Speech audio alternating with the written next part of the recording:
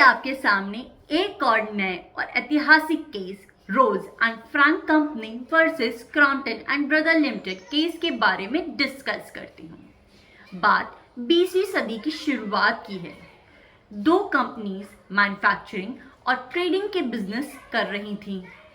पहली थी रोज and Frank company, जो कि एक प्रमुख अमेरिकी कंपनी थी और ये अमेरिका में कार्बनाइजिंग टिश्यू पेपर का डिस्ट्रीब्यूशन करती थी। वहीं दूसरी company Crompton and brother limited थी, जो एक प्रसिद्ध ब्रिटिश कंपनी थी। तो इस तरह से दूसरी क्रॉम्पटन एंड ब्रदर लिमिटेड, जो एक ब्रिटिश कंपनी थी, कार्बनाइजिंग टिश्यू पेपर बनाती थी। दोनों कंपनीज कई वर्षों से एक दूसरे के साथ ठोस व्यावसायिक संबंध स्थापित करते हुए व्यापार कर रही थी। 1913 में उनके रिश्तों में संशोधन किया गया और फिर से डिफाइन किया गया और उसके बाद दोनों पक्ष एक समझौते में शामिल हुए, जिसमें वर्तमान मुकदमेबाजी को जन्म दिया। समझौते के तहत अंग्रेजी कंपनी अपने कार्बनाइजिंग टिश्यू पेपर को रोज एंड फ्रैंक कंपनी को बेचने पर सहमत हुई, जो संयुक्त राज्य अमेरिका और कनाडा में इसका बिजनेस करेगी और बाद में बिक्री भी बढ़ाएगी। लेकिन एक शर्त थी कि रोज एंड फ्रैंक कंपनी इस प्रोडक्ट को केवल इसी दो अंग्रेजी कंपनियों से खरीदेगी और व्यापार बढ़ाने की पूरी कोशिश करेगी। यह समझौता 6 महीने की नोटिस के अधीन 3 साल तक चलेगा। यह अग्रीमेंट कुछ इस तरह से था कि यह अग्रीमेंट फॉर्मल या लीगल अग्रीमेंट के रूप में दर्ज नहीं की गई है, ना ही यह मेमोरेंडम लिखा गया है और कानून अदालतों में कानूनी क्षेत्राधिकारी के अधीन नहीं होगा। लेकिन यह केवल उद्देश्य और इरादे की एक निश्चित अभिव्यक्ति और रिकॉर्ड है।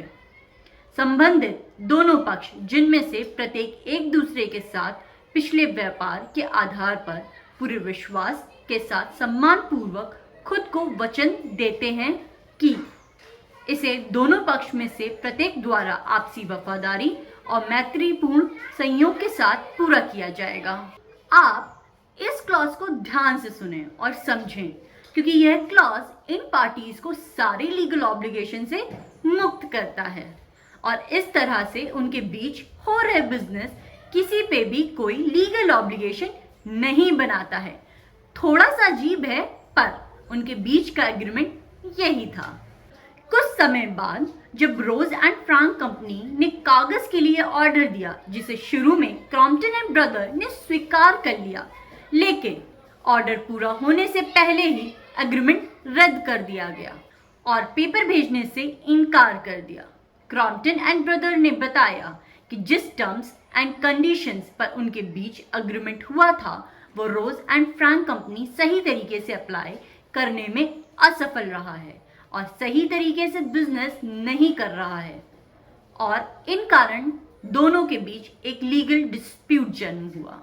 19 नवंबर 1919 को अमेरिकी company Rose and Frank company ने एग्रीमेंट को एक बाइंडिंग कॉन्ट्रैक्ट के रूप में मानते हुए और ब्रीच के लिए नुकसान का दावा करते हुए अपनी कार्रवाई की, यह तर्क देते हुए कि पिछले के 3 एग्रीमेंट अभी भी एप्लीकेबल थे और उनके ब्रीच के लिए उनके नुकसान की भरपाई चाहिए।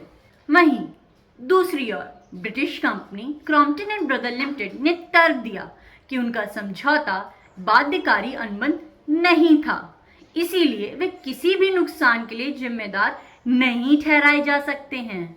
आपको याद है, ऊपर मैंने आपको एक क्लॉज पढ़कर बताई थी। उसी क्लॉज के आधार पर ये कंपनी ऐसा क्लेम कर रही हैं।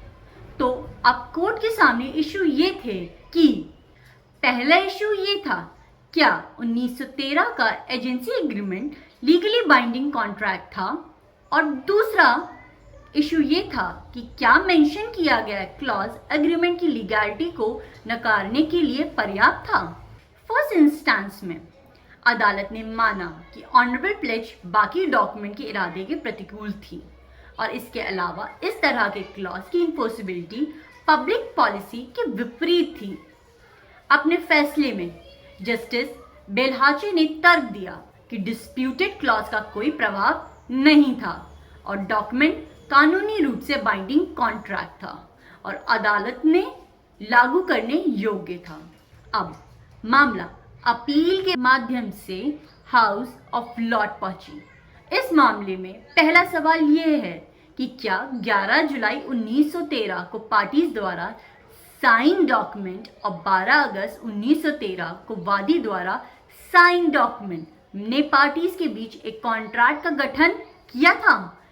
एक कॉन्ट्रैक्ट बनाने के लिए पार्टीज का कानूनी दायित्व में शामिल होने का एक कॉमन इंटेंशन होना चाहिए जो एक्सप्रेसली या इम्प्लाइडली पारस्परिक रूप से कम्युनिकेट किया गया हो।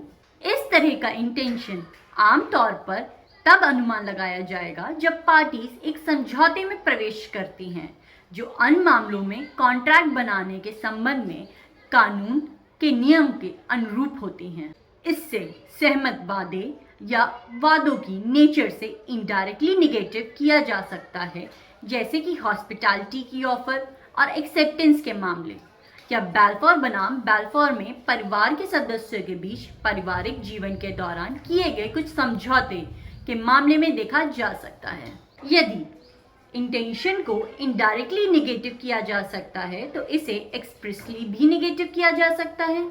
इस डॉक्यूमेंट में अगर ओवरऑल देखा जाए तो क्लॉज इन क्वेश्चन स्पष्ट शब्दों में पार्टियों के उन मामलों के संबंध में लीगल ऑब्लिगेशंस में प्रवेश न करने के पारस्परिक इरादों को व्यक्त करता है जिन पर वे अपना समझौता दर्ज कर रहे हैं।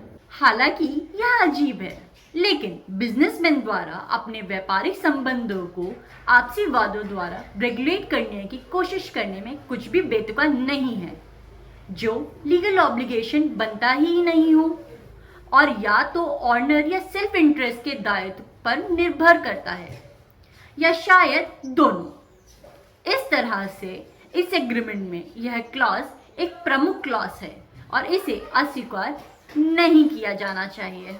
तो इस तरह से हाउस ऑफ लॉर्ड के जस्टिस लॉर्ड फिलमोर ने माना कि 1913 की अग्रीमेंट कानूनी रूप से बाइंडिंग कॉन्ट्रैक्ट नहीं थी।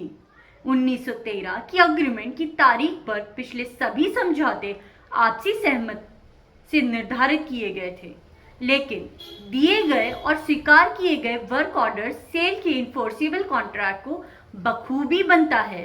इसीलिए रोज एंड फ्रैंक कंपनी द्वारा प्रोडक्ट के लिए दिए गए ड्यू ऑर्डर्स एक ऑफर के समान था और क्रॉम्पटन एंड ब्रदर लिमिटेड द्वारा एक्सेप्ट करना एक वैलिड कॉन्ट्रैक्ट फॉर्म किया गया और लीगली बाइंडिंग था। और इसी तरह से कोई भी ऑफर एक बार एक्सेप्ट कर लिया गया तो ये खुद ब खुद एक वैलिड कॉन्ट्रैक्ट बनता है और लीगली इन्फोर्सिबल होता है। इस प्रिंसिपल पे क्रॉम्पटन एंड ब्रदर लिमिटेड द्वारा रिजेक्ट करना ब्रीच ऑफ कॉन्ट्रैक्ट को डिफाइन करता है और इस तरह से बने कॉन्ट्रैक्ट के ऊपर डिस्कस किए गए क्लॉज जो सारे लीगल ऑब्लिगेशन को खत्म करता है प्रभावित नहीं करेगा। आशा करती हूँ कि मैंने Rose and Frank company versus Crompton and brother limited case को अच्छे से समझा पाई होंगी और अब आप लोग इसे कभी नहीं भूलेंगे और एफिशिएंटली अप्लाई भी कर पाएंगे। तो ऐसे ही लैंडमार्क जजमेंट को एक स्टोरी के फॉर्म में समझने के लिए हमारे साथ बने रहें, क्योंकि मैं जल्दी एक नए केस के साथ आपसे फिर मिलूंगी। तब तक के लिए बाय बाय।